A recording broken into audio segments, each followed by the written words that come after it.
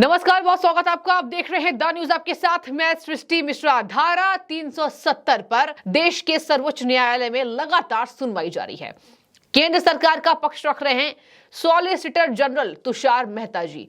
तुषार मेहता ने एक बहुत बड़ी जानकारी सामने दी है। ब्रेकिंग न्यूज ये बन गई है, कश्मीर में जल्द हो सकते हैं चुनाव। इस वक्त की बड़ी ब्रेकिंग आप देख रहे हैं और कश्मीर के लिए ये सबसे बड़ी खबर है कि धारा 370 हटने के बाद जिस तरीके से जानकारी सॉलिसिटर जनरल ने दिया है कि 45% आतंकवादी हमले कम हो गए हैं और पंचायत चुनाव ग्रामीण इलाकों में 3 स्तर का हम करा सकते हैं। 3 स्तरीय पंचायत चुनाव भी हो सकते हैं और इसका ऐलान हालांकि जल्द केंद्र सरकार करने वाली है। दर्शकों, 370 को लेकर लगातार सुनवाई जारी है। सीजेआई चंद्रचूड़ ने भी इसमें अहम टिप्पणी की है। अहम टिप्पणी करते हुए सीजेआई ने बताया कि हमने आपसे जितनी जानकारी मांगी थी उतनी आपने दे दी है, सॉलिसिटर जनरल को दे दी है और इस पर अभी सुनवाई लगातार ये संवैधानिक है या असंवैधानिक है, इस पर जारी रहेगी। देखिए, सीजेआई चंद्रचूड़ जी ने भी एक टिप्पणी करी। उन्होंने कहा कि आर्टिकल 370 को बेअसर किए जाने की प्रक्रिया की संवैधानिकता पर सुनवाई हमेशा जारी रहेगी। हमने लोकतांत्रिक प्रक्रिया और राज्य का दर्जा देने पर आपसे जानकारी मांगी थी, वह आपने बता दी। देखिए, सुप्रीम कोर्ट ये पूछ रही थी यहां पर कि आखिर कब राज्य का दर्जा मिलेगा, इस पर क्या जानकारी है। सॉलिसिटर जनरल ने बताया कि अभी इस पर जानकारी हम नहीं दे सकते हैं, लेकिन इतनी जरूर जानकारी है कि वहां पर चुनाव अहम हो सकते हैं, चुनाव जरूर होंगे। अब देखिए, लगातार विपक्ष कहती है कि मोदी सरकार आने के बाद से जम्मू कश्मीर में अब चुनाव कराया जाना चाहिए। मोदी सरकार 2014 में भी ऐसा विपक्षी पार्टियों ने कहा था कि मोदी जी अगर आएंगे तो चुनाव नहीं होंगे, लेकिन देखिए यहाँ चुनाव हो रहे हैं। आतंकवाद खत्म हुआ है, पत्थरबाजी खत्म हो गई है, इसके साथ राज्य का जो दर्जा है उस पर भी जल्द हामी भरी जाएगी, टिप्पणी की जाएगी केंद्र के द्वारा, लेकिन अभी वो नहीं बता सकती है केंद्र सरकार, ये सॉलिसिटर जनरल ने कहा।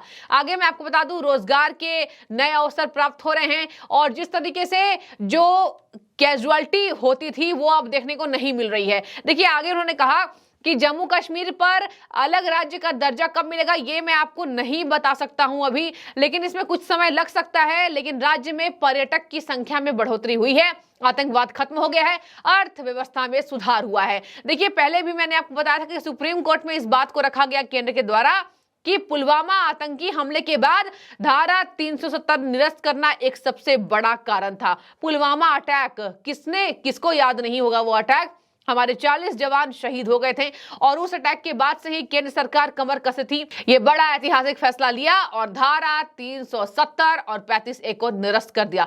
आगे मैं आपको बता दूं, तुषार मेहता ने कहा कि अभी हम इस पर जानकारी नहीं दे सकते हैं, लेकिन राज्य में चुनाव जल्द हो सकते हैं। हालांकि जम्मू कश्मीर विधानसभा वाले केंद्र शासित क्षेत्र का है, उसे राज्य का दर्जा कब देंगे ये हम नहीं बता सकते हैं केंद्र के द्वारा। अब देखिए, पंचायत चुनाव वहां होंगे, विकास परिषद चुनाव होंगे, नगर पालिका चुनाव हो सकते हैं, जिला विकास परिषद चुनाव हो सकते हैं।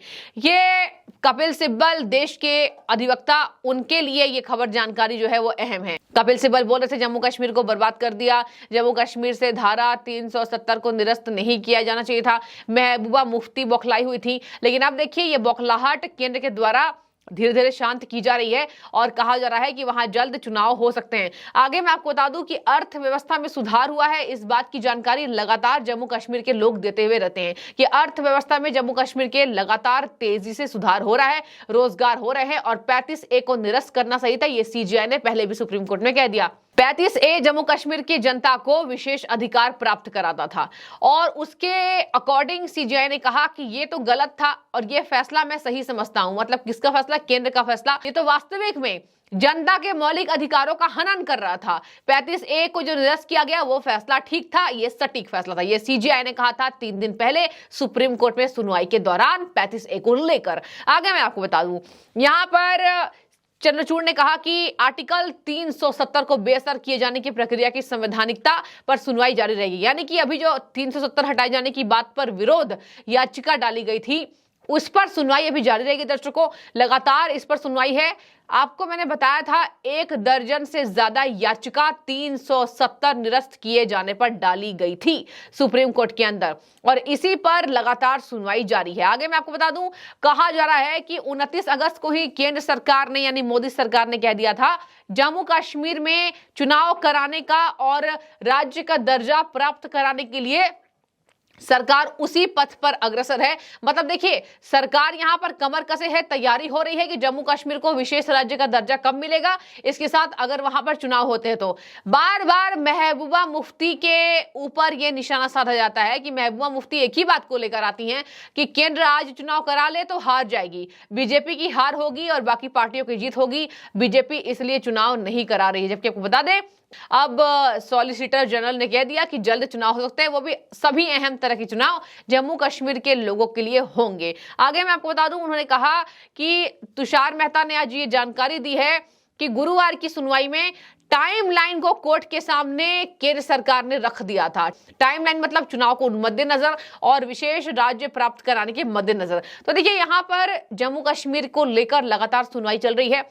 कहा जा रहा है पुलवामा हमले के बाद केंद्र को यह महसूस हुआ कि जम्मू कश्मीर को इस तरीके से नहीं छोड़ा जा सकता है। और देखिए, यहां पर केंद्र की भी मजबूरी रही थी और अब यह फैसला जो ऐतिहासिक बताया जा रहा है, उसके बाबत कश्मीर के लोग, जम्मू के लोग जरूर आज राहत भरी चैन की सांस ले लेंगे। देखिए, आगे मैं आपको बता दूं, जम्मू कश्मीर में अर्थव्यवस्था पर सुधार, आतंकवाद पर सुधार, 45% यहां पर आतंकवाद कम हो गए हैं। और देखिए, एक और डेटा है जो ये बता रही है, स्टोन पेल्टिंग का जो प्रतिशत है वो 90% कम हो गया। मैं जरूर चाहूंगी उस पर मैं आपको जानकारी दूं। देखिए, स्टैटिस्टिकल एक डेटा एसजी ने शेयर किया है। एसजी मतलब सॉलिसिटर जनरल, केंद्र के द्वारा पक्ष ये रख रहे हैं और देखिए, बहुत कद्दावर ये अधिवक्ता माने जाते हैं। आगे मैं आपको बता दूं, इन्होंने कहा है कि टेररिस्ट इन्फिल्ट्रेशन रिड्यूस्ड बाय 19%। आगे सुनिए, casualty of security personal reduced by 65.9%। आगे सुनिए, स्टोन पेल्टिंग पत्थरबाजी इंसिडेंट्स इन 2018 में 1761 का ये आंकड़ा। आगे सुनिए, स्टोन पेल्टिंग इंसिडेंट्स नाउ नील। ये किया है सॉलिसिटर जनरल ने, सुप्रीम कोर्ट में ये तथ्य रखे हैं, आंकड़े रखे हैं।